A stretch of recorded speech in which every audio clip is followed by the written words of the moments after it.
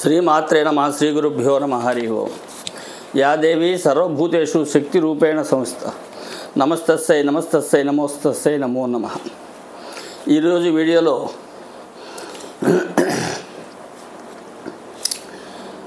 ప్రపంచవ్యాప్తంగా 300 ఆధ్యాత్మిక సంస్థలను నిర్వహిస్తూ ప్రపంచానికి హైందవ ధర్మం, హైందవ సంస్కృతి, భారతీయ సంస్కృతి వాటి యొక్క విలువల్ని తెలియపరుస్తూ ముందుకు సాగుతున్నటువంటి ఒక మహోన్నతమైనటువంటి సంస్థ వ్యవస్థాపకులు.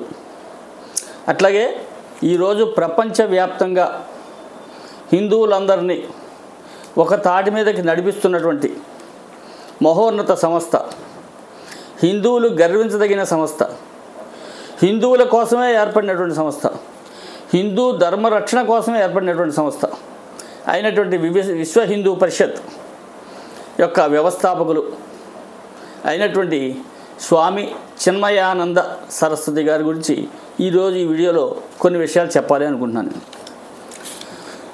స్వామి చిన్మయానంద గారు ముందుగా ఆయన ఒక జర్నలిస్ట్. భారతదేశ స్వాతంత్ర సంగ్రామంలో పాల్గొన్నటువంటి వ్యక్తుల్లో ఆయన కూడా ఒకరు. తర్వాత ఆయన ఆధ్యాత్మిక వైపు వెళ్ళాలి అని నిర్ణయించుకుని ఋషికేశ్లో ఉన్నటువంటి డివైన్ లైఫ్ సొసైటీ స్వామి శివానంద ఆశ్రమంలో చేరి శివానంద గారితో సావాసం చేసి శివానంద స్వామి వారి ద్వారా జ్ఞానబోధనలు పొందినటువంటి ఈయన ఆయన దగ్గరే సన్యాసం తీసుకుని ఆయనకే శిష్యుడిగా ఉన్నారు. మొట్టమొదటిగా ఈయన 1951లో తన మొట్టమొదటి యొక్క ఉపన్యాసం చిన్మయ మిషన్ ద్వారా ఈయన ఉపన్యాసం ఇవ్వటం జరిగింది. తర్వాత హిందువులందరినీ కూడా ఒక తాటి మీదకి తేవాలని చెప్పి ఒక సంకల్పం చేయడంతో ఆ సంకల్పం నిర్వహిస్తున్నటువంటి సంఘం ఏదైతే ఉందో సంఘ పరివార సభ్యుడిగా భారతీయ మితవాద హిందూ సంస్థ అయినటువంటి విశ్వ హిందూ పరిషత్తుని స్థాపించడంలో స్వామి చిన్మయానంద ప్రముఖ పాత్ర వహించారు. 1963లో స్వామి చిన్మయానంద హిందూ మండలి కోసం పిలుపునిచ్చే ఆలోచన చేస్తూ ప్రసారం చేస్తుండగా హిందూ సంస్కృతి మనుగడ మరియు అభివృద్ధికి సంబంధించిన ఇబ్బందులు మరియు అవసరాలు గుర్తించి చర్చించడానికి ప్రపంచవ్యాప్తంగా ఉన్న ప్రతినిధులందరినీ కూడా ఆహ్వానం చేశారు. అదే సమయంలో అలాంటి ఆలోచన ప్రచారం చేస్తున్నటువంటి ఆర్ఎస్ఎస్ ప్రచారక్ ఎస్ఎస్ ఆప్టే గారి దృష్టిని ఆకర్షించింది ఇది.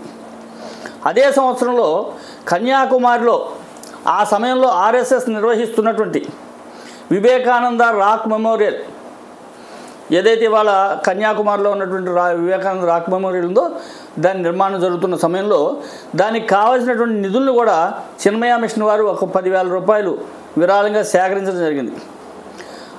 ఆ సంవత్సరం ఆగస్టు నెలలో 1964 ఆగస్టు నెలలో పోప్ అంతర్జాతీయ యూకారిస్టిస్ట్ కాన్ఫరెన్స్ను నవంబర్లో బొంబాయిలో నిర్వహించబడుతుందని ప్రకటించారు. అంతర్జాతీయ పోపు ఆ రోజు అంతర్జాతీయ సమావేశాలన్నీ కూడా బొంబాయిలో నిర్వహించబడతాయని ప్రకటన చేశారు పోపు. మరియు నిర్దిష్ట సంఖ్యలో హిందువులను క్రైస్తవ మతంలోకి మార్చబడతారని చెప్పారు. ఈ ప్రకటనకి స్వామి చిన్మయానంద వారు స్పందిస్తూ ఇంకా ఎక్కువ మందిని హిందూ మతంలోకి తీసుకొస్తాము అని ప్రకటించారు. క్రైస్తవులుగా ఉన్నటువంటి వాళ్ళని ఇంకా ఎక్కువ మందిని హిందూ మతంలోకి తీసుకొస్తామని ఛాలెంజ్గా ప్రకటన జరిగింది. 1964 ఆగస్టు శాంతిపని ఆశ్రమంలో ఎస్ఎస్ ఆప్టే గారి ఆధ్వర్యంలో స్వామి చిన్మయానంద సంయుక్తంగా అటువంటి సమావేశాన్ని నిర్వహించారు. దాని ఫలితంగా విశ్వ హిందూ పరిషత్తు స్థాపన జరిగింది. కొత్త సంస్థకు స్వామి చిన్మయానంద అధ్యక్షుడిగా, ఆప్టే ప్రధాన కార్యదర్శిగా ఎన్నికయ్యారు. స్వామి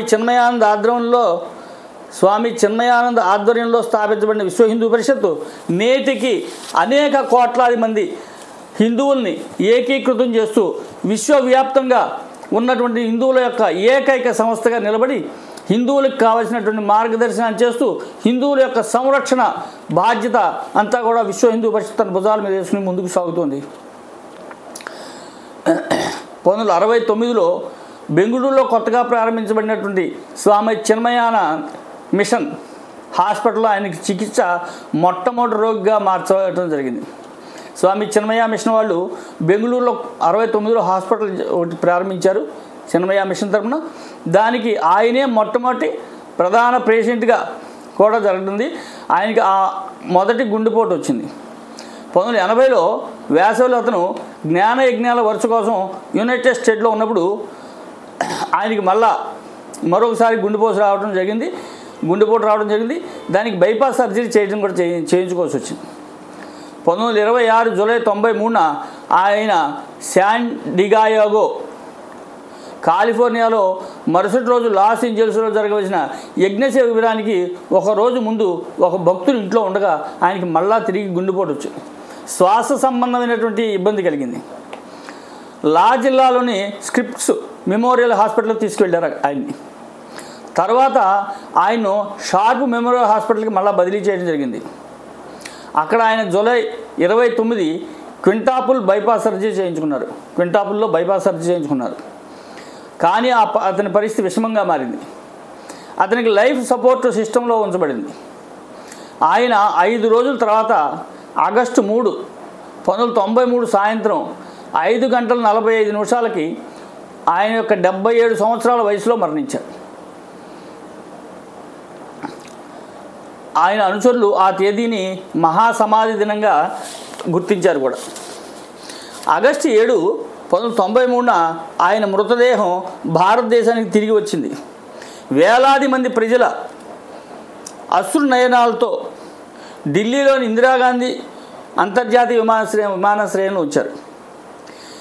అక్కడి నుంచి హిమాచల్ ప్రదేశ్లోని సిద్బరీకి రవాణా చేయబడింది. ఆయన అక్కడి నుంచి సిద్బరీకి తరలించారు. అక్కడ ఆయనకు చివర వైదిక ఆచార ప్రకారం అంత్యక్రియలు జరిగాయి. అక్కడ మహాసమాధి నిర్మించబడింది. ఈ రోజుకి కూడా అక్కడ చిన్మయ మిషన్ వారి ఆశ్రమ సమాధికి సంబంధించి అనేక రకాలైనటువంటి కార్యక్రమాలు, సేవా కార్యక్రమాలు, ఆశ్రమం కూడా ఉంది. అది ఇవాళకి నిర్వహించబడుతుంది. దేశ విదేశాల్లో వారు గర్వించదగిన స్థానం నుంచి వారి స్పృహ కలిగించడం లక్ష్యంగా పెట్టుకున్నారు. మనం హిందూ మతంలోకి మారుద్దాం, అప్పుడు అంతా సవ్యంగా ఉంటుంది అని చెప్పారు. అంటే మనం హిందువులం, ఇతర మతాల వాళ్ళని హిందుత్వంలో మారుద్దాం, అప్పుడు ఈ మతాల గొడవ ఉండదు, ఈ సమస్యలు ఉండవు అని చెప్పినటువంటి ఏకైక వ్యక్తి స్వామి చిన్మయానంద స్వామీజీ ప్రధాన ఉపనిషత్తులు మరియు భగవద్గీతపై వ్యాఖ్యానాలు సహా 99 ప్రచురణలు రచించారు. ఆయన అనేక అమెరికన్ మరియు ఆసియా విశ్వవిద్యాలయాల్లో భారతీయ తత్వశాస్త్రం యొక్క విజిటింగ్ ప్రొఫెసర్గా మరియు ఆయన అనేక దేశాల్లో విశ్వవిద్యాలయాల్లో ఉపన్యాసాల కోసం కూడా పర్యటించడం జరిగింది. ఇదంతా ఎందుకు చెప్తున్నానంటే, ఇవాళ విశ్వవ్యాప్తంగా ఉన్నటువంటి విశ్వ హిందూ పరిషత్ అనేటువంటి ఒక సంస్థని స్థాపించి హిందువులందరినీ ఏకీకృతం చేస్తూ హిందూ సమాజంలో జరుగుతున్నటువంటి ఇతర మతాల యొక్క దాడుల్ని తిప్పికొడుతూ హిందువులను రక్షిస్తున్నటువంటి ఏకైక సంస్థ అయినటువంటి విశ్వ హిందూ పరిషత్ గురించి అందరికీ తెలుసు. కానీ దీని యొక్క ఫౌండర్ ఎవరు, అసలు విశ్వ హిందూ పరిషత్ ఈ స్థితికి రావడం గల కారణం ఎవరు, విశ్వ హిందూ పరిషత్తు స్థాపన జరిగిన తర్వాత ఏమేమి కార్యక్రమాలు చేస్తున్నారు, విశ్వ హిందూ పరిషత్ ఎట్లా స్థాపించబడింది అనేటటువంటి విషయాల కోసమే ఈరోజు ఈ వీడియో చేయడం జరిగింది.